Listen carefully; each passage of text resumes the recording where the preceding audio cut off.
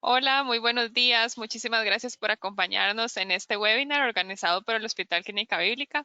Mi nombre es Elizabeth Rodríguez y soy parte del Departamento de Comunicación y estamos muy contentos de poder recibir esta mañana al doctor Fernando Quirós. Él es especialista en cirugía vascular y endovascular. Muchísimas gracias, doctor, por acompañarnos y poder hablarnos de este tema tan importante. Muchas gracias a ustedes por la invitación y pues bueno, nuevamente es un placer estar aquí. La idea es compartir con todos los que se han podido conectar a estas horas. Yo sé que es una hora poco atípica, pero bueno, tengo entendido que todo esto va a quedar después en acceso en redes y en la página de YouTube para que todos lo puedan revisar ahí en casa con conocidos, familiares y demás. Entonces, el tema de Exactamente. hoy es en realidad. Doctor, nada más antes de que comience, recordarle a las personas que pueden desde ya empezar a formular sus preguntas y ya al final, cuando el doctor termine su exposición, vamos a evacuar algunas de ellas. Así que ya yo me desaparezco para que el doctor pueda empezar. Muchas gracias. Claro, buenísimo. Sí, la idea es que todos pues pueden aclarar todas sus dudas. Sé que van a haber muchas dudas y no tengan ninguna pena de preguntarlas, pues la idea es abarcar tantas como nos sea posible. El tema de hoy es un poco interesante, bueno, bastante interesante, perdón, porque la idea es orientar esta charla hacia los problemas circulatorios de las piernas, pero realmente cuando hablamos del dolor de piernas, podemos pensar en una infinidad de causas, ¿verdad? Entonces, la primera pregunta que nos tenemos que hacer es ¿por qué me duelen las piernas? Y ciertamente ustedes muchos ya podrán intuir que hay N cantidad de causas por las cuales puede haber molestias en nuestras piernas. Y tal vez no es el enfoque de la charla meternos en detalle, hablar de dolores musculares, ese tipo de cosas, porque creo que todos en nuestra vida y los que no hayan tenido, pues qué dichosos, pero todos o la mayoría hemos tenido algún dolor de tipo muscular o estructural y demás, y pues es fácilmente reconocible porque ya es un patrón que uno ha sentido anteriormente. Pero la idea es orientarnos en esas causas de dolor atípico, principalmente en las causas circulatorias. ¿Por qué razón? Porque, como van a ver más adelante, por ejemplo, si nosotros tenemos una causa de dolor muscular, que tal vez es una lesión que nunca habíamos presentado anteriormente y es un dolor un poco atípico, pues vamos a tener una lesión, molestias y demás, y eventualmente, pues, si consultamos, nos van a dar tratamiento y lo más probable es que nos vayamos a recuperar sin mayor problema. El tema está en que dentro de las causas circulatorias de dolor en las piernas pueden existir condiciones que pueden poner en riesgo la extremidad o incluso la vida de la persona. Entonces, lo importante es orientarnos en ese tipo de causas circulatorias que eventualmente nos tienen que encender una alarma o darnos una banderilla de que necesitamos consultar oportunamente para resolver las condiciones antes de que progresen a algo mucho más serio. Entonces, hablemos de condiciones circulatorias arteriales. Básicamente, recordemos que el sistema circulatorio se divide entre las arterias y las venas. Las venas son como un sistema de desagüe de la sangre en las piernas, es decir, por donde la sangre sale, las piernas hacia el corazón. Por otro lado, las arterias son lo que aportan la sangre hacia las piernas y por ende es fundamental que ellas funcionen de manera adecuada porque es como que nos quedemos sin combustible en el motor del vehículo. Entonces, cuando tenemos problemas críticos, y en esto estoy hablando de problemas críticos bastante serios, de mala circulación que llaman algunas personas, necesitamos empezar a conceptualizar la importancia que tiene que saber un poco de estos temas, porque si nosotros vemos en este gráfico se deriva de un estudio que hace como una década muchas organizaciones internacionales que tratan problemas vasculares se sentaron a hacer un consenso de toda la evidencia científica que había con respecto a estos temas y se dieron cuenta o llegaron a la conclusión muy sorpresivamente que los pacientes que tenían problemas de mala circulación críticos, ¿verdad? Casi un cuarto de esas personas podían estar muertas a un año. Y de los que no fallecían, solamente un cuarto de esas personas pudieron recuperar su extremidad a un estado funcional. Inclusive hasta un 30% de ellos podían terminar con algún grado de amputación menor o mayor de la misma pierna. Entonces, eso es muy importante porque ya ustedes ven que no solamente estamos barajando problemas a nivel de la extremidad, sino también a nivel de condiciones que pueden poner en riesgo nuestra vida. Entonces, ¿qué es la insuficiencia arterial? Que al final de cuentas que lo que nos tenemos que enfocar en esto.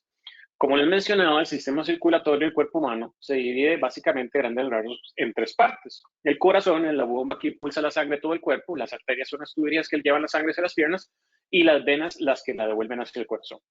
Entonces, si tenemos un problema circulatorio que obstruya o crea una estrechez en la luz de las arterias, eso va a dejar de forma parcial o total a la pierna sin el aporte sanguíneo que necesitan los tejidos para poder subsistir, lo cual es una condición muy seria. Si eso sucede en un vehículo, el motor se ahoga y se apaga, ¿verdad? Pero en las piernas de las personas, de los seres humanos, eso no funciona así. Si no llega sangre, pues los tejidos empiezan a morir.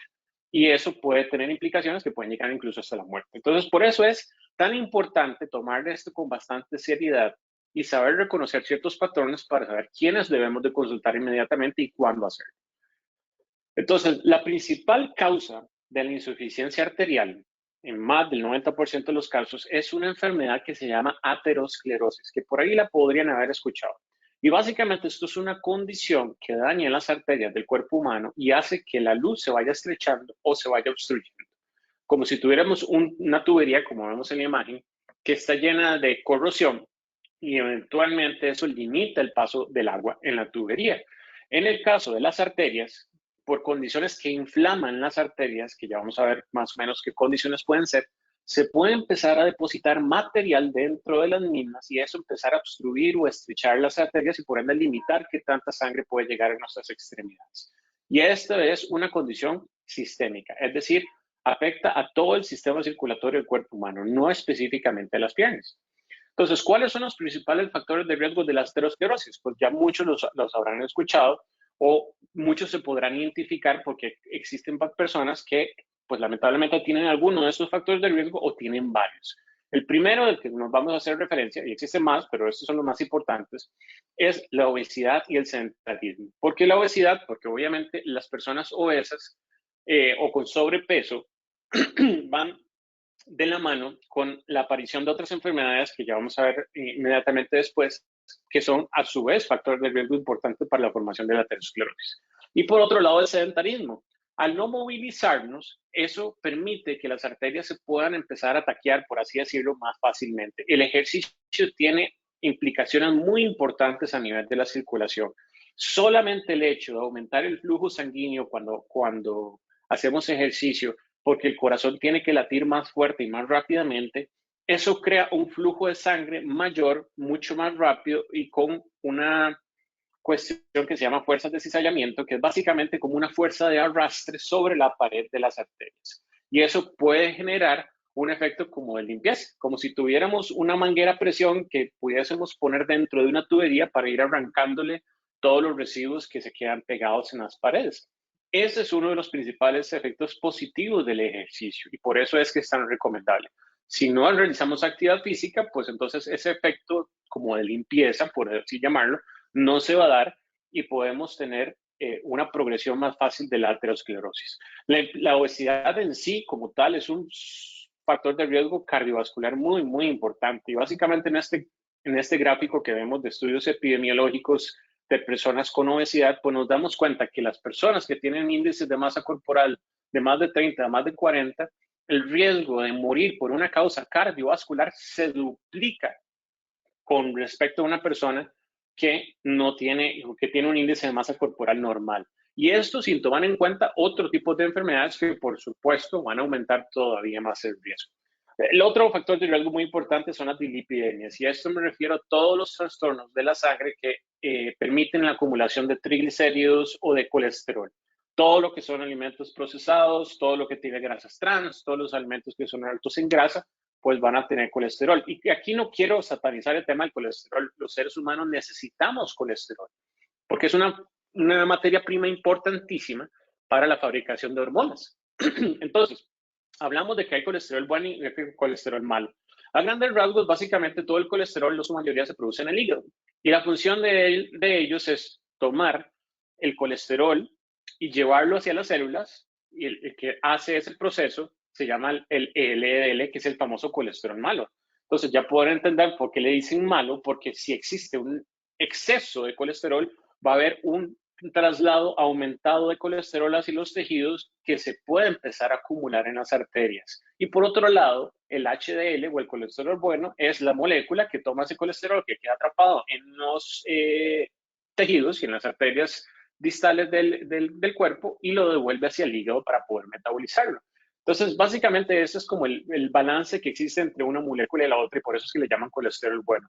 ¿Cuál es la mejor forma de aumentar el colesterol bueno? Consumir omega 3, consumir grasas saludables, por ejemplo, el aguacate, que es una excelente grasa saludable, y también el ejercicio, que es uno de los principales estímulos para que aumenten los niveles de HDL y que esa molécula, al final de cuentas, no salve la tanda, por decirlo de alguna manera, porque empieza a limpiar más colesterol de los tejidos para poder eliminarlo y que no se acumule en las arterias. La hipertensión arterial, a su vez, básicamente cuando aumenta la presión dentro de las arterias, se puede empezar a inflamar la cobertura interior que tienen las arterias, que se llama las células endoteliales, que no es simplemente como un revestimiento, eso tiene un montón de funciones a nivel de hormonas, a nivel de regulación del flujo sanguíneo, a nivel de regulación de la temperatura y demás. Y si esa capa, que es muy sensible, se empieza a inflamar, entonces es más fácil que se empiece a depositar material debajo de ella y se empieza a estrechar la luz de las arterias. La diabetes es uno de los principales factores de riesgo y puede afectar o producir dolor de extremidades por tres causas. La progresión de la aterosclerosis, otro fenómeno que a veces se confunde, que se llama arterioesclerosis, que es depósito de calcio en las paredes de las arterias que hace que se engruesen y entonces eso limita también el flujo sanguíneo y también dolor por causas de la neuropatía diabética. Pero para que ustedes entiendan lo importante que es la diabetes como factor de riesgo para la seguridad y la salud de las extremidades, cada 30 segundos se amputa una extremidad en el mundo a causa de la diabetes. Entonces, imagínense cuántos minutos tenemos en el día, ahora imagínense cuántas extremidades se van a perder en el día por la diabetes. Multipliquemos eso por 365 días. Ahora imagínense en esa montaña de extremidades acumuladas que se perdieron a causa de una diabetes mal controlada. Y por último, también hablar de uno de los principales factores de riesgo o uno de los más nefastos, como es el fumado. El fumado tiene más de 7,000 químicos que uno inhala cuando se fuma. Bueno, yo no fumo, pero cuando la gente fuma, se inhalan y básicamente más de 250 de ellos son tóxicos para el ser humano. Entonces, mucha gente no es consciente de lo que está inhalando cuando está fumando. Ahí estamos inhalando monóxido de carbono, que es lo que producen, por ejemplo, las mufflas de los vehículos. Estamos inhalando plomo, estamos inhalando cadmio, que eso es un componente del ácido de las baterías. Estamos inhalando butano, que es el combustible que ponen a los encendedores. Estamos inhalando ácido acético, acetoma, formaldehído, amonio, otro montón de toxinas que eso tiene un efecto directo sobre la cobertura interna de las arterias y las empieza a dañar y por ende se empiezan a cerrar y obstruir por depósito de material y cicatrización. Entonces, ¿cuál es la presentación típica de un paciente con insuficiencia arterial? Bueno, es un paciente que, aparte del dolor que va a tener en las extremidades, podemos tener frialdad porque la temperatura corporal se regula por medio del flujo sanguíneo. Entonces, si hay menos sangre llegando hacia las piernas, obviamente las extremidades van a estar más frías que con respecto a otras partes del cuerpo que no tienen ese problema.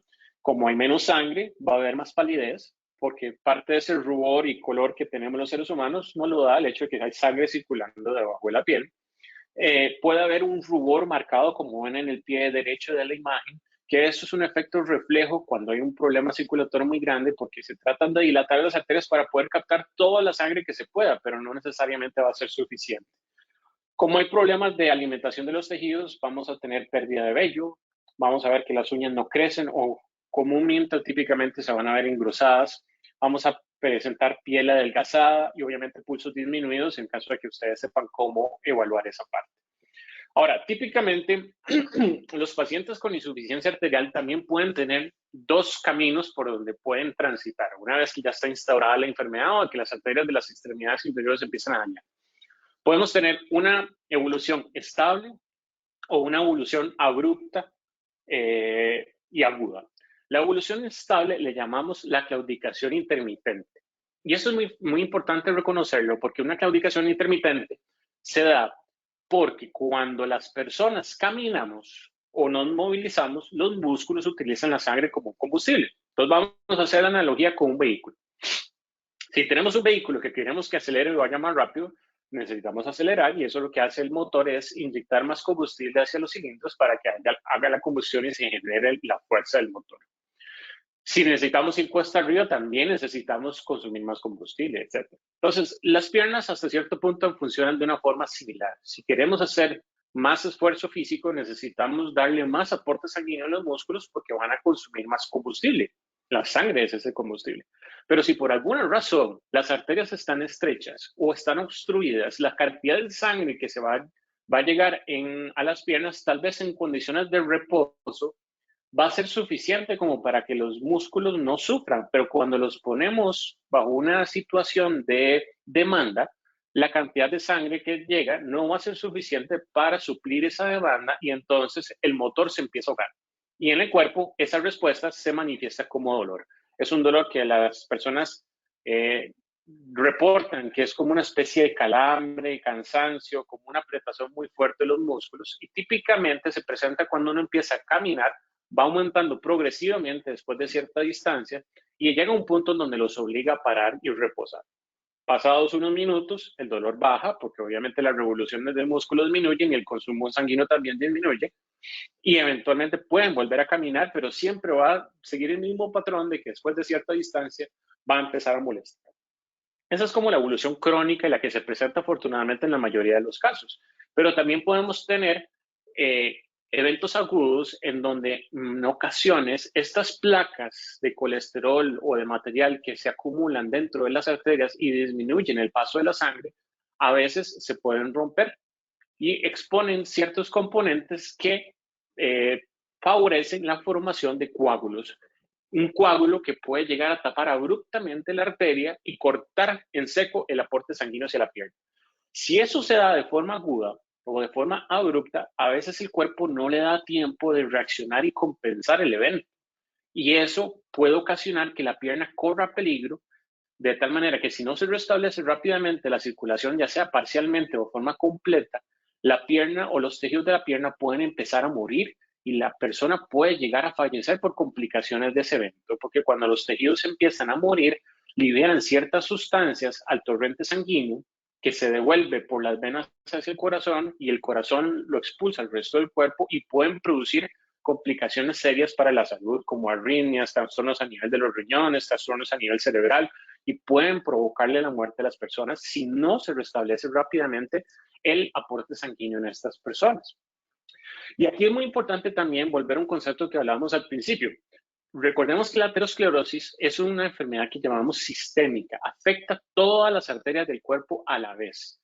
Y a veces algunas personas, por cuestiones hereditarias o dependiendo de los factores de riesgo que tengan, puede llegarse a manifestar más fácilmente en ciertos territorios. La gran mayoría de las veces de las personas que tienen aterosclerosis se empiezan a dañar primeramente las arterias coronarias, que son las del corazón, pero también pueden afectarse las arterias del cerebro y producir derrames. También pueden llegarse a dañar progresivamente las arterias del corazón y producir infartos, y también pueden llegar a dañarse las arterias de las extremidades y poder llevar a un infarto de la pierna, que en cuyo caso va a terminar en una amputación. Pero al mismo tiempo hay que saber que así como tenemos las arterias de las piernas, están las arterias de los otros territorios. Entonces, el hecho de que encontremos una persona con una enfermedad arterial de las extremidades inferiores normalmente nos hace pensar o nos obliga a también a descartar la posibilidad de que hayan afectación de otros territorios a nivel cardíaco y a nivel cerebral, y es lo que más nos preocupa porque ahí pueden ocurrir eventos abruptos que pueden poner en riesgo también la vida de las personas. Entonces, esos son conceptos que podrían sonar muy tétricos, ¿verdad? Muy fatalistas, pero son la realidad. Ahora, no quiero decir con esto que todas las personas que tengan alguno de estos factores de riesgo están condenadas, porque la realidad no es así.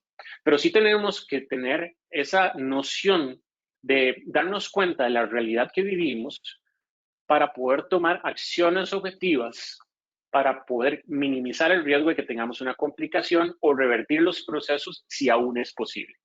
Entonces, el primer punto que tenemos que hacer de una forma estructural es reconocer de que la aterosclerosis se da por factores de riesgo. La aterosclerosis no se da porque sí. Es decir, hay factores de riesgo que propician que eso avance y que nos genere complicaciones. Entonces, el primer paso que tenemos que dar es darnos cuenta de esta realidad y modificar los factores de riesgo. Si tenemos obesidad o sobrepeso, pues entonces actuar y corregir eso hasta donde no sea posible. Corregir el sedentarismo y convertirnos en personas más activas y mejorar la parte nutricional. La parte de trastorno de los lípidos, de colesterol y triglicéridos, que eso se puede hacer corrigiendo también la obesidad y el sedentarismo y con la ayuda de ciertos medicamentos, controlar la hipertensión arterial o eliminarla en algunos casos donde a veces es posible, controlar y mantener en raya la diabetes, porque la diabetes es una enfermedad silente. Si nosotros le damos campo, no vamos a sentir absolutamente nada conforme la diabetes va avanzando hasta que tengamos alguna complicación. Pero si mantenemos la diabetes en raya, perfectamente podemos tener una vida normal. Y por último, eliminar el fumado. Y aquí es muy importante hacer la siguiente noción para los que fumen o los que tengan conocidos que son fumadores. Fumarse un cigarro es igual de nocivo que fumarse 20. Si bien es cierto, el que se fuma 20 se va a morir más rápido que el que se fuma uno, al final de cuentas, el efecto sobre el cuerpo y sobre la circulación va a ser exactamente el mismo. Y aquí no se trata de decir, no, es que ya ahora antes me fumaba un paquete entero y ahora solo me fumo 5 cigarros al día. ¿Qué carga que soy? Bueno, lo felicito en ese caso por tratar de hacer el esfuerzo de ir disminuyendo, pero no nos podemos quedar ahí, porque esos 5 cigarros van a terminar produciendo el mismo efecto que haberse seguido fumando la cajetilla entera. Nada más que lo vamos a ver un tiempo después. ¿Cuánto tiempo después? No lo sabemos, porque eso es muy variable, pero al final de cuentas el resultado va a ser el mismo. Entonces el fumado tiene que desaparecer si nosotros queremos evitar estas complicaciones. Es muy importante también, sobre todo para los pacientes, las personas, que se presentan con una situación estable como la que vimos ahora, que se llama claudicación intermitente, ese dolor que se da conforme nosotros vamos caminando. Y es hacer una terapia de ejercicio, pero eso es una terapia de ejercicio supervisada. Usualmente eso tiene que ser prescrito por un profesional. Normalmente hacemos un ultrasonido en la consulta para determinar dónde están los niveles afectados, para ver cuál es el grado de afectación funcional de la persona. Y prescribimos una terapia de ejercicio orientada a lo que esa persona puede hacer y quiere llegar a hacer. Y el ejercicio, en este caso, hecho de esa manera, permite que haya una adaptación muscular de tal manera que los músculos puedan empezar a trabajar o acostumbrarse hasta cierto punto a generar la misma actividad pero con menos aportes sanguíneos y al mismo tiempo fortalecemos la creación de pequeñas arterias o pequeños vasos arteriales que se transforman en vías alternas para poder llevar sangre brincándose los segmentos que están afectados o obstruidos, ¿verdad? Entonces, el ejercicio es muy, muy efectivo. Tal vez no tiene un efecto inmediato en cuestión de 2 semanas, pero sí es muy efectivo y es una de las herramientas más importantes en el tratamiento de ese tipo de problemas. ¿Por qué? Y les digo eso porque tampoco nos podemos olvidar, obviamente, el tratamiento farmacológico, pero en estos casos, esto es un trabajo en equipo y si bien es cierto, uno como médico puede prescribirle a la persona un tratamiento farmacológico excelente, si no tenemos el grado de compromiso del paciente para modificar sus factores de riesgos o empezar a hacer una terapia de ejercicio supervisado, lamentablemente no vamos a llegar a buen puerto y los resultados van a ser mismos que si no hiciéramos absolutamente nada. Porque no podemos depender siempre del tratamiento farmacológico. Imaginemos una persona que es obesa, que es hipertensa, que es diabética, que es fumadora, que tiene problemas de colesterol. Esas personas son polimedicadas. Muchas veces esas personas tienen que tomarse 10 o más medicamentos al día y eso afecta mucho su calidad de vida. La idea no es que esa persona tenga que depender de esa polifarmacia para poder sobrevivir un día más. Es básicamente modificar todo su entorno de manera integral para, ojalá, ese tratamiento farmacológico ir remendándolo como si fuera un sastre a la forma de la persona y lo que cada persona necesita de tal manera que sea lo menos posible y que le brinde al final de cuentas calidad de vida que es lo que andamos buscando. Ahora, ¿cuándo intervenimos estos pacientes? Bueno, la salvada con esto es que es una minoría de los pacientes que usualmente tenemos que intervenir, alrededor de un 5% de los casos. Y básicamente las indicaciones del tratamiento invasivo, ¿verdad? Me refiero de operar para cuando tenemos problemas de las arterias o mala circulación, giran en torno a esos tres ejes. Lo primero es preservar la vida. Por ejemplo, si tenemos una condición en donde la circulación se tapó abruptamente, lo primero es que la persona no fallezca por una evolución o una complicación de ese evento. Número dos, preservar la calidad de vida. ¿Y a qué me refiero con eso? Aquí voy a parafrasear lo que me decían algunos maestros míos o mentores en algún momento. A veces es mejor una buena prótesis que una mala pierna. Y no con esto decimos que cuando hay un problema de este tipo los vamos a amputar. La realidad es que no. La medicina moderna ahora gira en torno al concepto, o ese es el concepto que nosotros manejamos acá, de que nosotros hacemos todos los esfuerzos humanamente posibles por preservar la extremidad. Pero hay casos de casos y todo llega hasta un cierto límite. Y nunca vamos a sobreponer tratar de salvar una extremidad que al final de cuentas no le va a ser funcional a la persona si eso va a ir en detrimento de su calidad de vida o si va a poner en riesgo su vida. ¿Verdad? Entonces, es un concepto muy importante a tener en cuenta ahí. Pero al final de cuentas, lo que estamos tratando de hacer es de preservar la extremidad con el ejercicio, modificar factores de riesgo y demás, no llegar a una condición crítica en la cual tengamos que tomar la decisión de intervenir. Básicamente, pero cuando lo tenemos que hacer en una persona que, asumiendo que no pone en riesgo su vida o que no le va a afectar su calidad de vida posteriormente, pues básicamente las indicaciones son aquellos pacientes que tienen una claudicación discapacitante. Estos son la mayoría de los pacientes, ¿verdad? La mayoría de los casos de personas que tienen una claudicación intermitente, es decir, ese dolor que cuando caminan progresivamente, mejora muchísimo con el ejercicio, con algún tratamiento farmacológico hecho a la medida de la persona.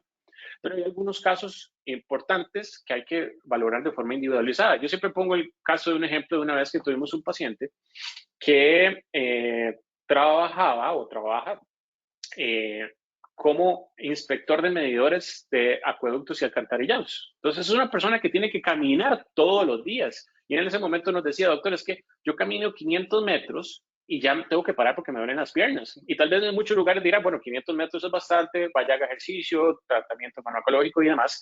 Pero la realidad de ese paciente es que él tiene que por trabajo caminar alrededor de 10 kilómetros diarios. Entonces, 500 metros para él es algo discapacitante y en ese caso en específico sí amerita tratamiento e intervención. Ya otros casos ya mucho más severos son aquellos pacientes con dolor en reposo, porque eso quiere decir que la circulación que tiene esa persona en reposo no es suficiente para subsanar sus necesidades. Aquellas personas que tienen úlceras, porque si hay un problema circulatorio arterial y la persona tiene úlcera, para poder cicatrizar la úlcera necesitamos materia prima y la materia prima viaja por la sangre. Si no hay suficiente sangre, no hay suficiente materia prima y necesitamos corregir eso para poder ofrecerle a la persona que la úlcera va a poder tener alguna posibilidad de cicatrización. Y obviamente los pacientes que tienen una oclusión arterial aguda, porque si no eso puede poner en riesgo la extremidad, la calidad de vida o en su caso la vida misma. Y para intervenir estos pacientes, pues básicamente hay dos modalidades. No me voy a meter mucho en detalle eso, porque eso depende de muchos factores técnicos y depende también de la persona, pero a grandes rasgos podemos hacer cirugías convencionales como el famoso bypass, que es básicamente tomar un conducto, ya sea una vena misma del cuerpo, que tal vez el cuerpo pueda disponer de ella sin tener ninguna secuela posterior o a veces prótesis. Y lo que hacemos es que las conectamos de un segmento sano, brincándonos el segmento obstruido, y conectamos otra vez un segmento sano o abierto para poder brincarnos esa obstrucción. De hecho, esa es la traducción del bypass. ¿No? Eso es, la traducción en español sería como un puente para brincarnos esa obstrucción. O si no, contamos con en el laboratorio de acá del hospital con una unidad de hemodinamia de última tecnología que nos permite hacer procedimientos mínimamente invasivos por cateterismo, que es básicamente utilizar ciertos catéteres y dispositivos que nos permiten atravesar esas obstrucciones como si fuese un túnel que se colapsa sobre sí mismo. Podemos atravesar esas obstrucciones, dilatar un espacio y revestirlo con un stent, que es como una malla de metal como la que ven en pantalla, que permite que eso se mantenga abierto, ya sea por forma permanente o al menos de forma parcial para poder resolver la necesidad inmediata de la persona, ya sea salvar la extremidad o corregir el dolor mientras se buscan algunas otras alternativas a largo plazo. Porque muchas veces esos procedimientos son el último cartucho y es muy difícil que estos procedimientos, por más bien que queden desde el punto de vista técnico, se vayan a mantener abiertos durante toda la vida. Entonces, tratamos de solo utilizarlos cuando la persona realmente lo necesita para no quemar esos cartuchos y de no ser estrictamente necesario intervenir a la persona, lo más importante es, como mencionaba ahora, modificar los factores de riesgo y apegarse a una terapia de ejercicio y tratamiento farmacológico. Entonces, los mensajes para el hogar es que cada caso es un mundo. Y es muy diferente la persona que tiene obstrucciones de las arterias a nivel de la pelvis, a nivel del muslo o por debajo de la rodilla. Todos esos pacientes se manejan diferentes y hay que valorar de forma muy integral y detallada todos esos aspectos para poder ofrecerle a la persona lo que realmente necesita. En caso de dolor atípico de las piernas, consulten. Como les mencionaba al principio, no es lo mismo un dolor muscular, que tal vez podemos tomar algún analgésico antiinflamatorio y sabemos reconocer ese tipo de molestias y pues vamos a salir bien. Pero la realidad es que más vale pecar por precavido que lamentar por confiado. Número 3, la modificación de los factores de riesgo, y aquí parezco un disco rayado, pero es que es muy importante hacer caer en cuenta a las personas de que todo el manejo de lo que hagamos de ahí en adelante depende de que la persona tenga el compromiso de modificar los factores de riesgo que sean posibles modificar o eliminar o controlar para poder tener algún beneficio con todo lo que venga después. Y el tratamiento que viene después básicamente es un tratamiento hecho a la medida para poder controlar las enfermedades crónicas que pueda tener el paciente de fondo, corregir los factores de riesgo que podamos corregir y mejorar las condiciones para que el cuerpo se vaya adaptando a esas obstrucciones o a esas estrecheces para poder evitar llegar a una intervención. Porque la realidad es que la mejor cirugía es la que no tenemos que hacer nunca. Pero cuando la tenemos que hacer, las prioridades son preservar la vida, preservar la calidad de vida de la persona y preservar también la extremidad. Muy bien, eso es todo lo que teníamos que comentarles por el momento. Y pues bueno, quedo a las órdenes para cualquier consulta, cualquier duda, chisme, queja y demás. Muchas gracias. Muchas gracias, doctor. Súper completa la información. Muchas gracias. Vamos a ver, aquí ya tenemos algunas preguntitas. Claro. Dice que tiene 28 años y en el caso de ella no le da dolor de piernas, sino que se le duermen mucho cuando camina como más de 10 minutos y le da como una especie de picazón. Entonces agradece mucho una orientación sobre este padecimiento. Sí, bueno, el adormecimiento lamentablemente es un síntoma subjetivo y puede verse a millones de cosas también, ¿verdad? Ciertamente una persona joven, si no tiene alguno de esos factores de riesgos como los que le mencionaba anteriormente, pues no pensaría como primera posibilidad de que pudiese tener algún problema arterial que pueda poner en riesgo su extremidad. Sin embargo, hay otras causas vasculares, por ejemplo, venosas, que a esa edad sí se pueden manifestar, o causas estructurales o neuropáticas que sí podrían generarle ese tipo de molestias. Lo ideal es consultar y eso se puede ir descartando cualquiera de esas opciones que te di anteriormente mediante la examinación, con ultrasonido y demás, para poder orientar cuál puede ser el diagnóstico y el tratamiento. Perfecto. Vamos a ver qué tratamiento se puede utilizar para la eliminación de vasos capilares en las piernas, por si quiere abordar ese tema rápidamente.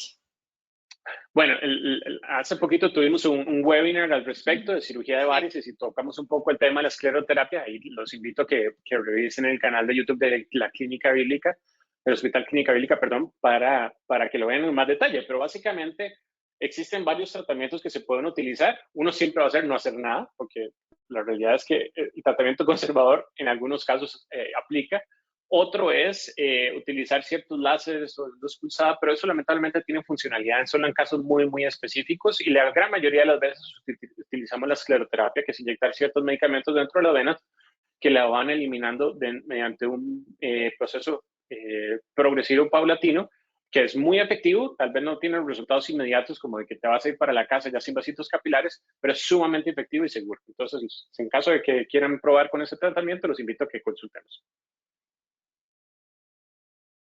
Perfecto, por acá tenemos una consulta muy específica. Dice que en el caso de ella, ella tiene que dormir con la cama levantada un poco por el reflujo, como unos 10 centímetros. Entonces, cuando se levanta en la mañana, le duelen mucho las piernas al ponerlas en el suelo.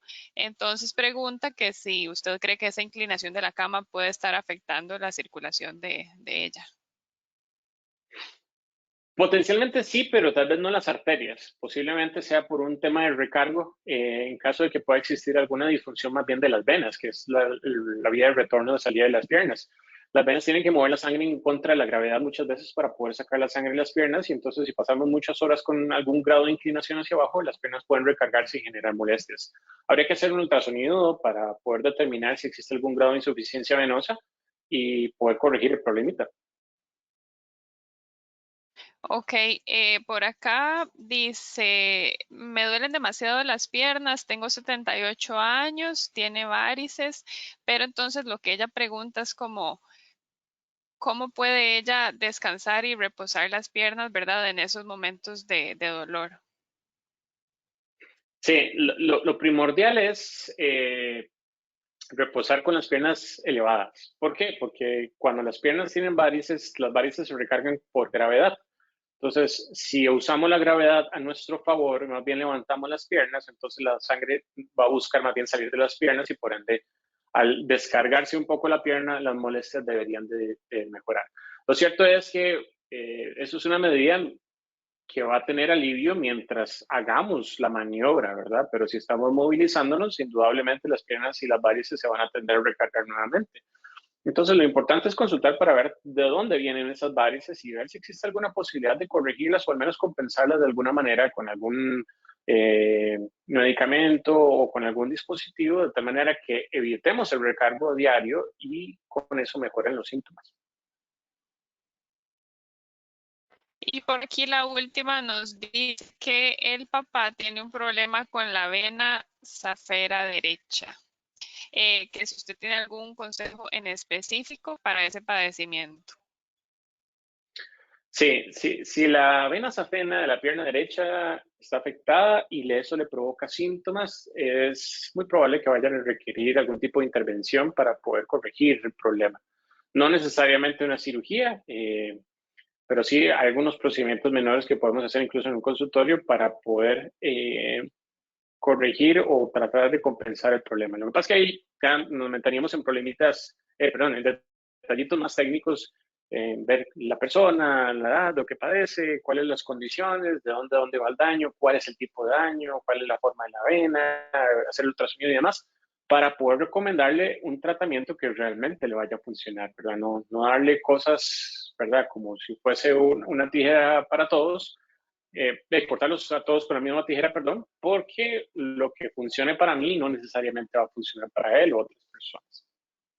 Entonces, lo ideal es consultar para realizar el ultrasonido y poder recomendarles adecuadamente. Perfecto. Bueno, y una última que entró aquí al puro final, El dice SARFE. que en el 2014, que en el 2014 le dio una trombosis y duró un año con warfarina. Sin embargo, cuando camina, le duele mucho la cadera izquierda. Entonces, pregunta si seguirá siendo parte de un problema, ¿verdad? De origen vascular. Es una posibilidad porque eh, dependiendo de la trombosis, la extensión que haya tenido y los territorios que hayan estado afectados, algunas personas pueden presentar algo que se llama un síndrome post-trombótico, que es básicamente secuelas de la trombosis, que en algunos casos pueden provocar dolor, recargo, pesadez y demás. Eh, Incluso pueden provocar algo que se llama una claudicación venosa, que es muy similar a la claudicación intermitente que veíamos ahora y que también se manifiesta con dolor cuando uno se moviliza y recargo.